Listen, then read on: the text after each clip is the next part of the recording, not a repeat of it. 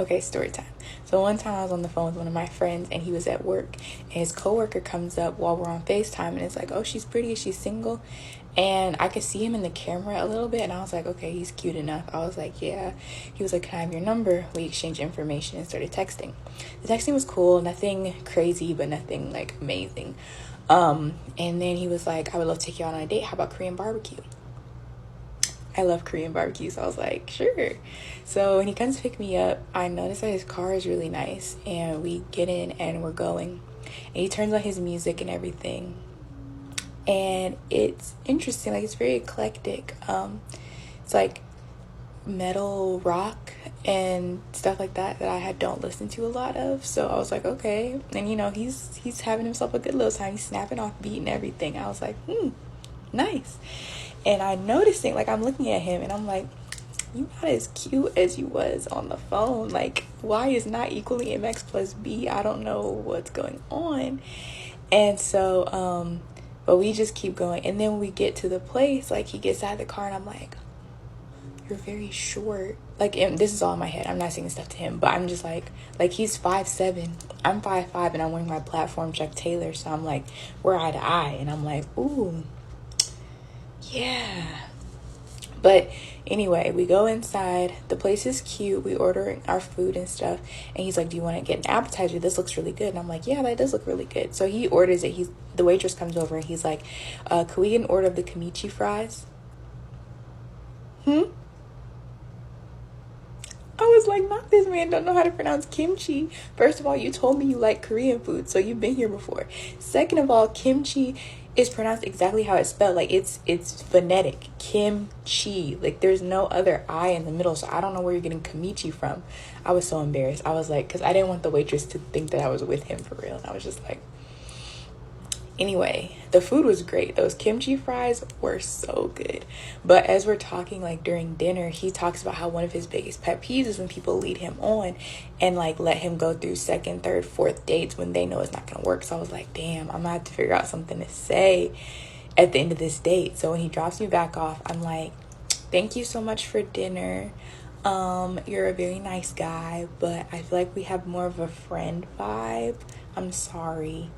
And he was like, and I felt bad, but also that wasn't going to work because too awkward. So, yeah, I feel like my friend set me up because, yeah, that was shady. What up, team? Yo, this TikTok, I'll have endless amount of content for y'all guys. But anyways, let's talk about this young lady's story time. And look, I only get story times from young ladies like this. So, you know, if you want me to find older women that we can relate to, fellas, let me know in the comments. But anyways, let's get into her story time.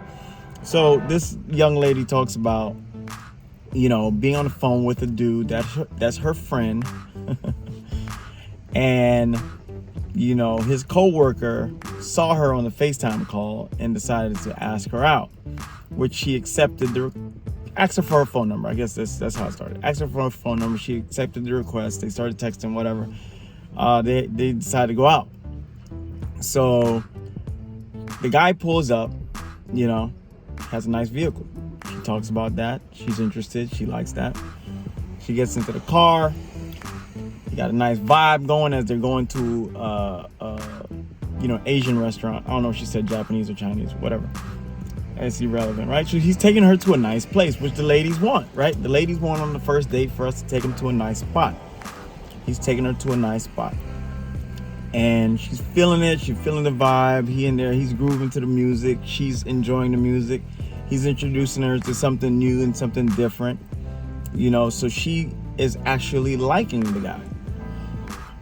Now, she immediately starts talking herself out of liking the guy, which is something women do. I don't know why they talk themselves out of happiness. Seems like this guy would be a perfect fit for her. From her recollection of the story, it seems like the things that she is unattracted to is like trivial sameness from all the women. The bunch of sameness, right? His height, you know, the fact that he couldn't pronounce a word in a different language. Right? I mean, they immediately start talking themselves out of happiness. and disqualifying guys, because when they're young, they have so many options and they can have these trivial things that they find unattractive about a guy and disqualify him, right? So they're in this restaurant. She enjoys the appetizer that he ordered. And she doesn't tell us anything about the conversation, how it flowed. Was she interested in what he had to say? Did they have common interests? She didn't say anything, right? She just immediately starts disqualifying this guy based on superficial things like his height. You know, the fact that she was wearing some heels and they saw eye to eye, you know, I guess that's a major contributor to her decision, is his height. She said he wasn't as cute. I don't know what that means. I mean, was the guy attractive? We don't know, right?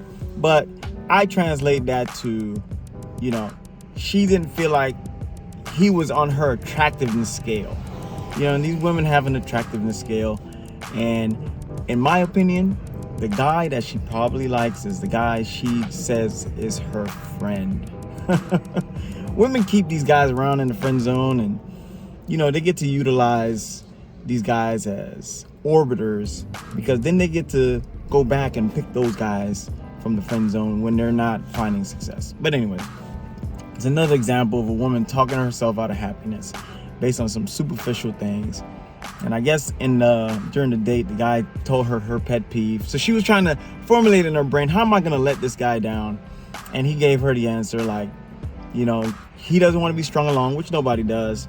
And that's why most guys don't want to go on these expensive first dates where they're rolling out the red carpet for you women.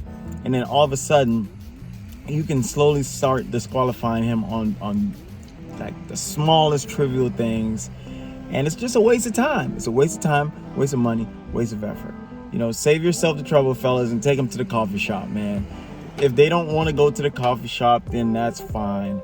You know, don't waste your time taking them on these expensive, lavish dates where you're rolling out the red carpet, you're getting your car clean, you're doing all this stuff to impress this woman, and she slowly disqualifies you on the fact that you can't pronounce a word. But anyways, love to hear your thoughts. Got more content coming y'all way, man. See y'all on the next one. Peace.